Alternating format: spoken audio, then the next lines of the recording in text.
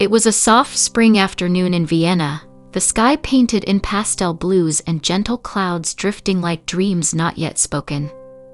Jack, a traveler from the UK, had just stepped off a tram near Schönbrunn Palace, camera in hand, wandering with no purpose other than to collect beauty.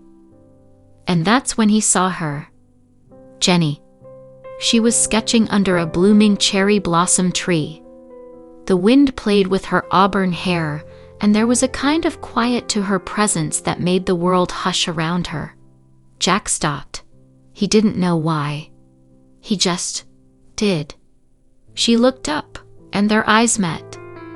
It wasn't dramatic. No lightning, no violin swell. Just recognition, like two souls that had met long ago in a place language could never explain. Jack hesitated, then smiled. Jenny smiled back. He walked over. "May I sit?" he asked, his voice catching a bit. "You already did," she teased softly, tapping her sketchbook. She had drawn him. Unintentionally. As if her hand had known before her eyes did. They spent the whole day together. Talking. Wandering. Laughing. The kind of laughter that felt like healing. She was American, studying art for a semester in Europe. He was escaping something. He didn't say what, and she didn't push.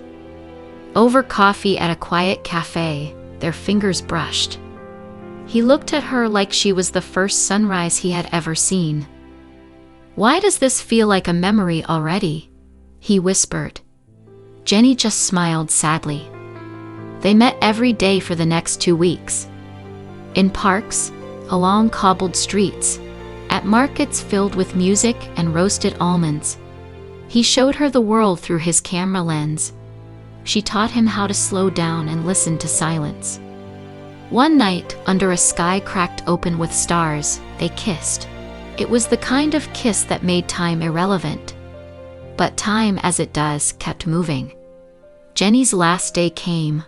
Her train to Florence was at dawn. They stood at the platform, eyes red, hands clasped tightly. "I don't want this to end," Jack said, voice raw. "I don't either," she replied. "But maybe some love stories aren't meant to last forever. Maybe they're just meant to change us." He nodded, blinking away tears. "What if we meet again?" "Then we'll know," she said. The train whistled. They held each other one last time, so tightly it hurt. Then she let go. And Jack stood alone on the platform, her sketch of him folded in his coat pocket, his heart both broken and fuller than it had ever been. Years later, he would visit Vienna again. Same tree. Same silence.